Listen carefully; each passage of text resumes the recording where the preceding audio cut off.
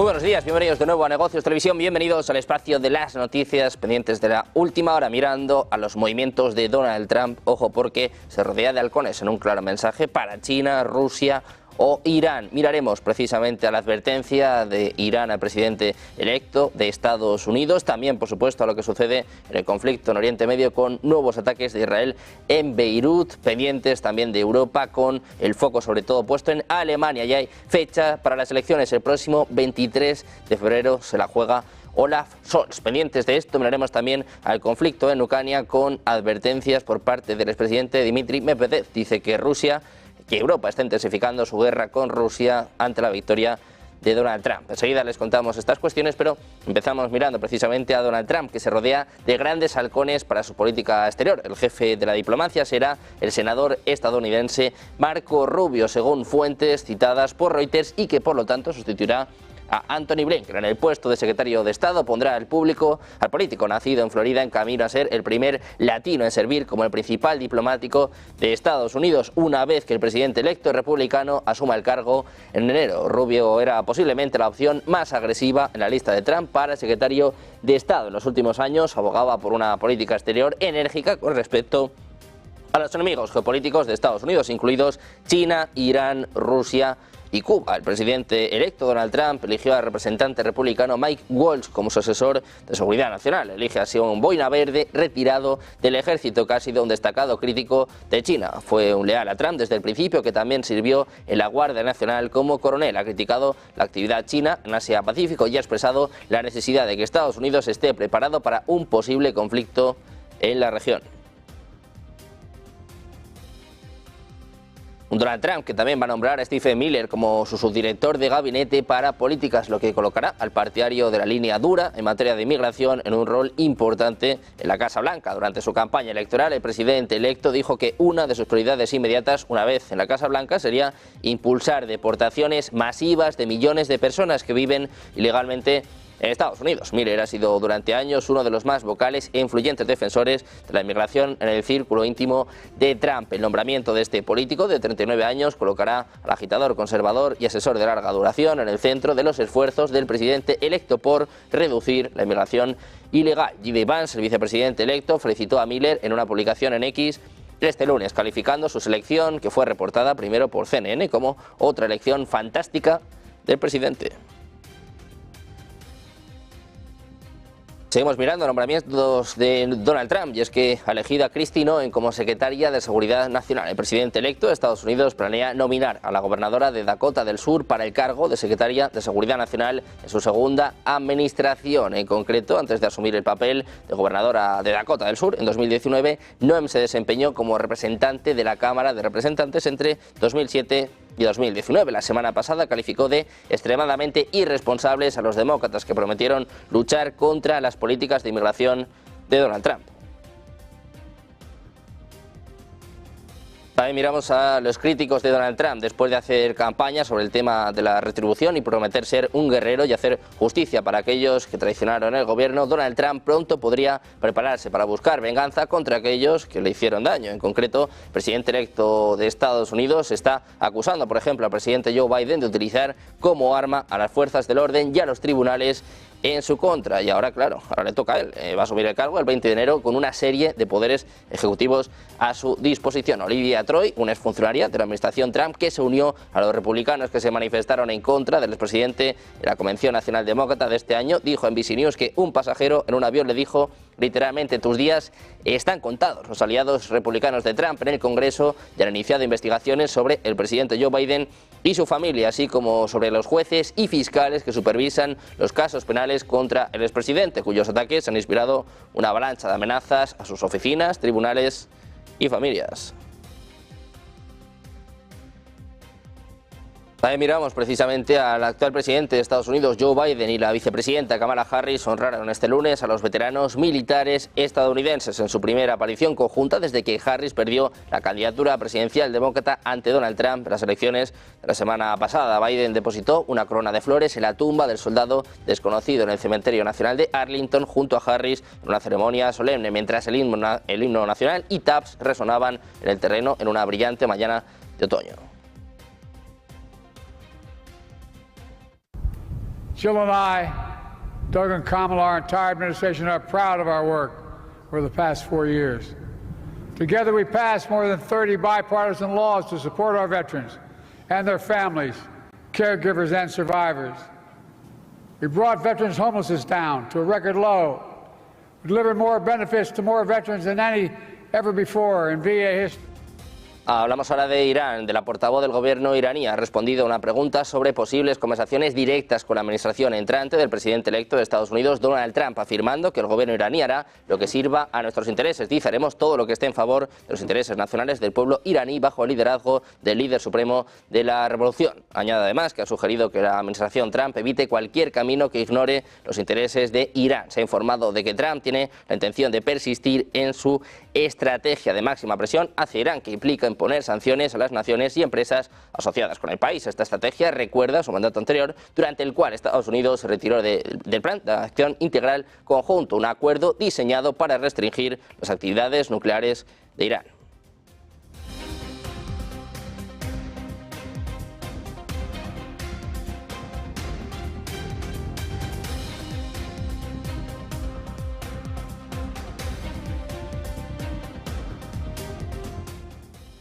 Hablando de Irán, les contamos que el medio de comunicación afiliado a Hezbollah, Al-Akbar, ha informado este martes de que Irak está buscando celebrar una cumbre en mayo para discutir temas regionales, incluido el conflicto en curso entre Israel e Irán. Ambos países acordaron establecer un comité de seguridad conjunto para discutir el abuso del espacio aéreo iraquí contra Irán por parte de Israel y de Estados Unidos. Las fuerzas israelíes que han atacado el sur de Beirut tras lanzar advertencias distintas a los residentes para que huyeran, es lo que informa Al Jazeera. Según indicaba la Agencia Nacional de Noticias libanesa, aviones de guerra israelíes realizaron este martes por la mañana al menos 4 ataques aéreos en el Líbano dirigidos contra zonas residenciales que causaron importantes daños y víctimas. Se informa que en la ciudad de Hermel hubo al menos 2 fallecidos y 6 heridos tras el impacto de un misil contra una casa. Por su parte, Corea del Norte ha ratificado un tratado de defensa mutua con Rusia firmado por los líderes de ambos países en junio. Exige que cada parte acuda en ayuda de la otra en caso de un ataque armado, según apuntaba este martes el medio estatal KCNA. El informe se produjo en medio de críticas internacionales por la creciente cooperación militar entre ambos países, después de que Corea del Norte supuestamente enviara decenas de miles de tropas a Rusia para apoyar su guerra contra Ucrania. Pendientes de Corea del Norte, miramos también a Europa, a Alemania. El partido del canciller alemán Olaf Scholz, los socialdemócratas y los opositores han acordado el 23 de febrero como fecha para las elecciones anticipadas en Alemania. Un portavoz de la CDU confirmó que los partidos propusieron conjuntamente la fecha de la votación, aunque señaló que corresponde al presidente alemán fijar el plazo de la votación. Decía, al final, él es el único que decide. Según el plan aprobado por los mayores partidos del Bundestag, Scholz presentará una moción de confianza el 16 de diciembre. Scholz había propuesto en un principio aplazar la moción de confianza al 15 de enero y celebrar las elecciones en marzo, pero la CDU protestó y afirmó que era necesario adelantar las elecciones. También pendientes de la cumbre del clima de esta COP29 con un Antonio Guterres, un secretario general de la ONU, que dice que no hay tiempo. Alarma sobre el estado mundial. Escuchamos. There is no time to lose. On climate finance, the world must pay up or humanity will pay the price. Excellencies, in this crucial period, you and your governments must be guided by a clear truth. Climate finance is not charity, it's an investment. Climate action is not optional, it's an imperative.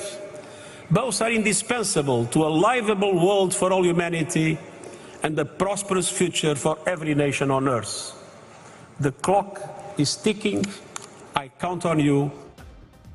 Miramos ahora a Europa, y es que Bruselas está cambiando sus políticas de gasto para potencialmente redirigir decenas de miles de millones de euros a defensa y seguridad, mientras la guerra de Rusia en Ucrania y el regreso de Donald Trump a la Casa Blanca aumentan la presión sobre Europa para impulsar la inversión. El cambio de políticas aplicaría aproximadamente un tercio del presupuesto común del bloque, unos 392.000 millones de euros entre 2021 y 2027, un dinero que está destinado a reducir la desigualdad económica entre los países de la Unión Europea. Hasta ahora se ha gastado únicamente cerca del 5% de estos llamados fondos de cohesión. Los mayores beneficiarios, entre ellos, son Polonia, Italia y España, y han gastado incluso menos.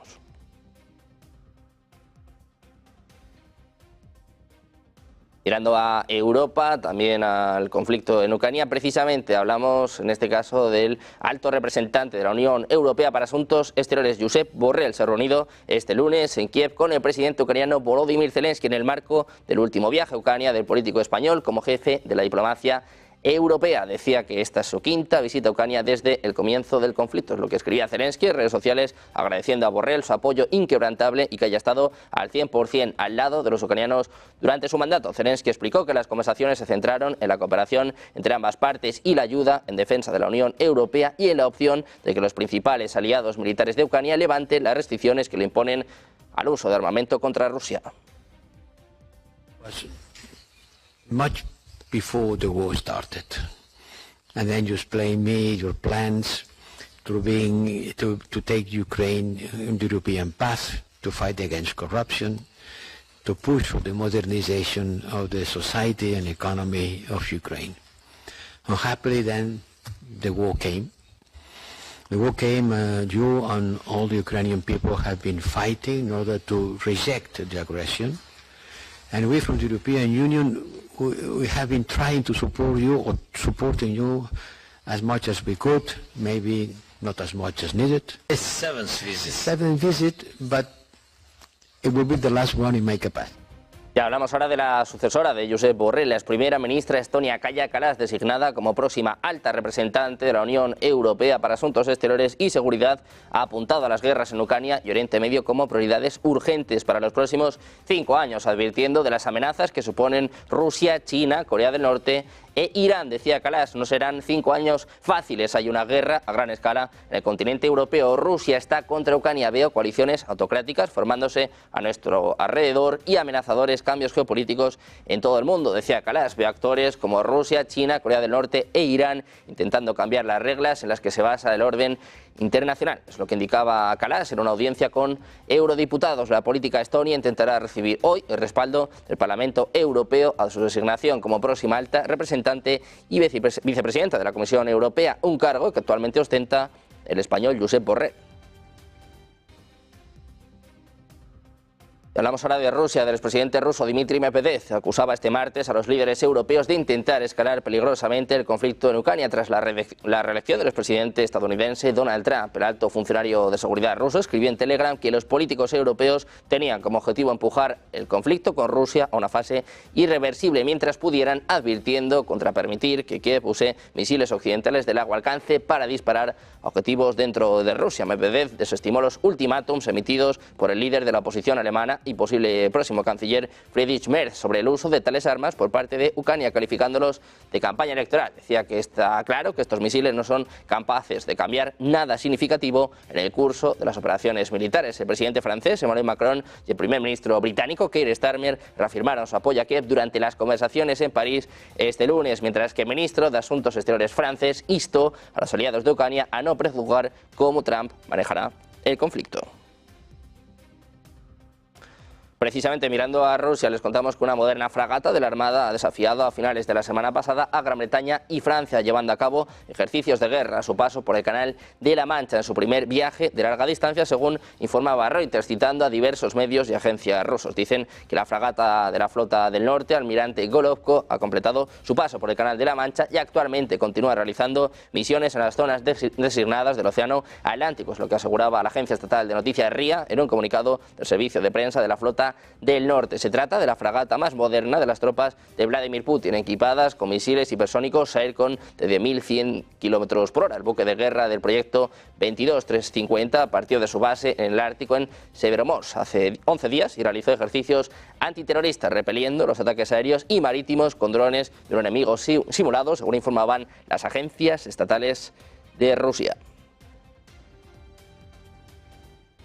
Miramos también a un aliado de Vladimir Putin, Sergei Shoigu, dice que la tarea más importante para Rusia y China es contrarrestar cualquier intento de Estados Unidos de contener a sus países. Es lo que apuntaba este martes el aliado del presidente ruso junto al ministro de Asuntos Exteriores chino. El presidente electo de Estados Unidos, Donald Trump, ha amenazado con imponer fuertes aranceles a China y otros países, lo que aumenta la opción de una guerra comercial. Estados Unidos considera a China como su mayor competidor y a Rusia como su mayor amenaza como Estado-nación. Putin llama cada vez más a China un aliado y en mayo él y Xi Jinping prometieron una nueva era de asociación. Pekín y Moscú presentan a Estados Unidos como un hegemón agresivo de la Guerra Fría que siembra el caos en todo el mundo. El secretario del Consejo de Seguridad ruso, Sergei Shoigu, dijo al ministro de Asuntos Exteriores chino en Beijing que las fuertes relaciones entre Moscú y Beijing eran una influencia estabilizadora en el mundo.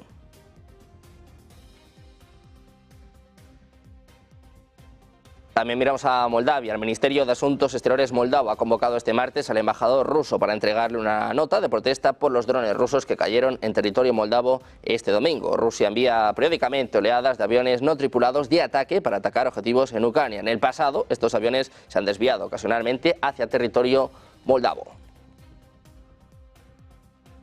También hablamos de India. El ministro de Exteriores indio ha afirmado que el objetivo del comercio bilateral entre India y Rusia de alcanzar 100.000 millones de dólares para 2030 es más que realista, pero que la balanza comercial, enormemente inclinada a favor de Moscú, necesita una corrección urgente. El ministro también enfatizó la importancia del arreglo mutuo del comercio en monedas nacionales, además de examinar los desafíos logísticos como la compra y el seguro que enfrenta la comunidad empresarial. Jaishankar se dirigió al Foro de Negocios India-Rusia en Mumbai este lunes, un día antes de la reunión de la Comisión Intergubernamental India-Rusia que está prevista en Nueva Delhi. Dice que su comercio bilateral es hoy de 66.000 millones de dólares. Esto hace que el objetivo de alcanzar los 100.000 millones para 2030 sea más que realista. Sin embargo, dice, el balance de comercio necesita un urgente reajuste, ya que es unilateral. Es necesario que las barreras no arancelarias y los impedimentos regulatorios se solucionen con rapidez para que esto suceda. Pendientes de la actualidad geopolítica, mirando también a los mercados, con Bitcoin alcanzando nuevos máximos históricos, cotizando incluso los 89.000 dólares, pendientes además de todo lo que sucede en la cumbre del clima. Hacemos una pausa, 2 minutos y volvemos con todo enseguida en Negocios Televisión.